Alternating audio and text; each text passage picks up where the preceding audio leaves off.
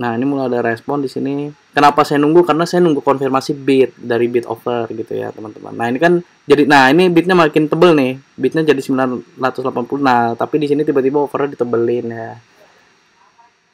Tadinya saya mau masuk, tadi saya lihat lagi ternyata bidnya tuh ya. Bidnya 900, offer jadi 1000. Beda halnya kalau misalnya bidnya jadi 1000, offer jadi 800, nah mungkin. Nah, ini saya menarik lagi nih. Bidnya 1000 banding 1000 sama kan? Nah, lihat 1200 offer makin tebel. Di sini saya ingin spekulasi aja gitu kan. Tapi saya di sini ragu-ragu sih. Tapi makanya jangan terlalu buru-buru juga ya, teman-teman ya. Sebisa mungkin uh, objektif gitu, jangan terlalu FOMO juga. Nah, di sini saya ngeliat nih 210-nya. Nah, lihat 210-nya kok nggak direspon. Nah, ini dicek tuh 210-nya tuh. Jadi labitnya 900 banding over 1200. Nah, udah kalau gini mah keguyur ya, teman-teman ya. Dikunci itu. Akhirnya saya nggak jadi. Walaupun misalnya tadi saya di 1995 bisa aja masuk kan sebenarnya kan. Cuman saya nggak mau terlalu spekulasi yang apa ya. Nggak mau terlalu spekulasi lah gitu. Nah, tiba-tiba Polu naik nih ke 7%. Lihat nih ya bitnya ya. Kan sama hampir sama kayak Tefas nih kan sebenarnya kan. Nah, bitnya terus nambah tuh 800. Tadi dari 700 jadi 800, overnya tetap. Nah, di sini saya spekulasi masuk. Nah, lihat ya. Beda sama Tefas tadi ya.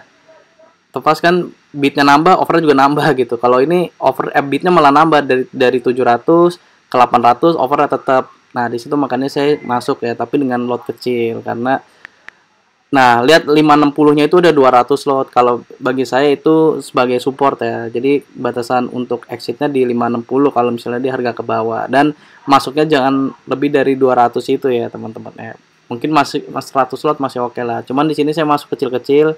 Itu tadi masuk 36 lot di harga 590 sama di harga 600. Jadi average saya di 596,47 deh kalau nggak salah ya tadi. Nah, itu kan di 600 ada yang nge-HK tuh 168 tuh ya. 168 lot. Nah, ini saham tuh hidup. Nah, itu kan bitnya jadi lihat ya. Bitnya jadi 700, over jadi 1200 ya, teman-teman.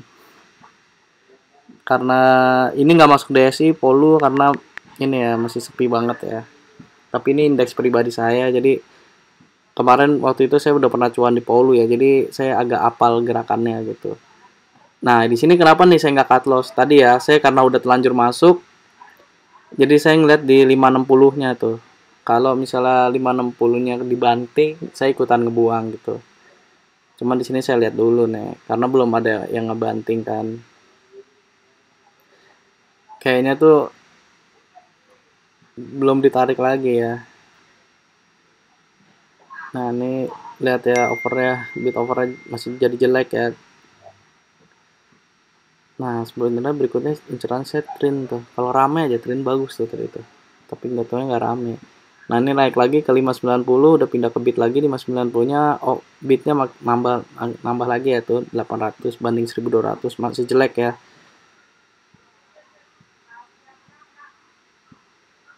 Nah, kita lihat ya. Kalau 595-nya habis ditebelin terus 600-nya tiba-tiba ada yang nge-HK ditebelin. Nah, itu ini masih bagus nih.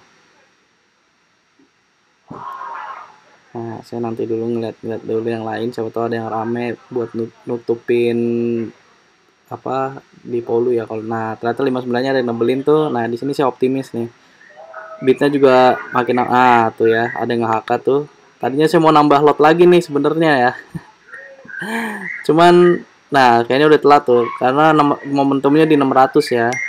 Saya nggak berani nge-HK lebih lagi. Nah, itu lihat bitnya ya. Bitnya jadi 1100 banding 1000. Harganya udah naik ke 610, 620. Kalau habis itu menarik tuh, bakal terbang lagi ya. 610, 620-nya tuh. Nah, di sini saya siap banting. Nah, ternyata habis tuh 620-nya dan naik ke 630, cuan 5% ya alhamdulillah ya. Dan ternyata dia naik lagi ke 640 tuh. 640-nya. Nah, lihat bitnya ya. Bitnya 1700 banding 789 ya kan. Kalau tepas tadi tiba-tiba dicekek gitu kan. Nah, itu yang bikin bahaya itu ketika dicekek gitu. Nah, ternyata 645 habis, 640-nya habis tuh ya. bisa cuan 6% ya, tapi ya udah kan, alhamdulillah kan. Nah, dari sini dia tadi tertinggi arah ya 660, cuman dari sini dia dibawa turun dulu sampai ke 680 lagi deh kalau nggak salah deh, baru dia diarahin ya. Tapi kan kita kan ya yang penting cuan bungkus aja 5% ya alhamdulillah. Udah nggak pikir-pikir lagi bungkus ya teman-teman kalau saya pribadi. Nah, tuh kan bitnya jadi hampir simbang lagi. Ini dibawa turun dulu nih dia polu nih. Tapi masih oke sih sebetulnya sih. Cuman bagi saya sih udah ya udah ya. Kalau udah cuan tuh beda. Nah, berikutnya HAJJ ini muncul di DSI tadi. Saya nggak merhatiin bid overnya ya ternyata nih. Saya ingin spekulasi aja beli satu lot di harga 171. Nah, sebenarnya hari ini agak lucu ya teman-teman. Saya ngasih tahu nih jangan over trading tuh kayak gini. Hari ini saya sebenarnya over trading ya, tapi dengan menggunakan lot kecil. Ini HJJ tadi saya masuk 171 ngantri ternyata dapat barang dan ini saya lihat bitnya lah kok jadi makin kecil gitu ya. Tadi kayaknya bagus gitu ya. Dan akhirnya saya cut loss di harga 170 ya, minus 0,58. Nah, ini saya lihat dulu. Nah, itu saya buang ya.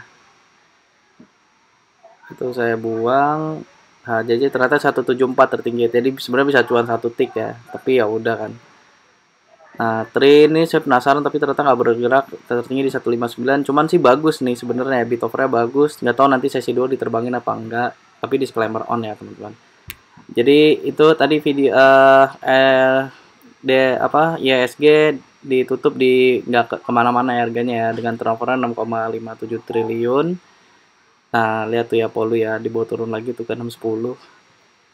Jadi hari ini lumayan rame dan inilah tadi saya sebenarnya trading lagi di JAR ya. Di JAR tuh di jam 11:20 ya, iseng-iseng saya pakai satu lot ya. Karena saya ngeliat pergerakannya dan saya FOMO. Akhirnya lihat ya teman-teman. Itu saya minus 3% ya. Saya cut loss di 163 tuh. Berarti kan minusnya 4% ya teman-teman.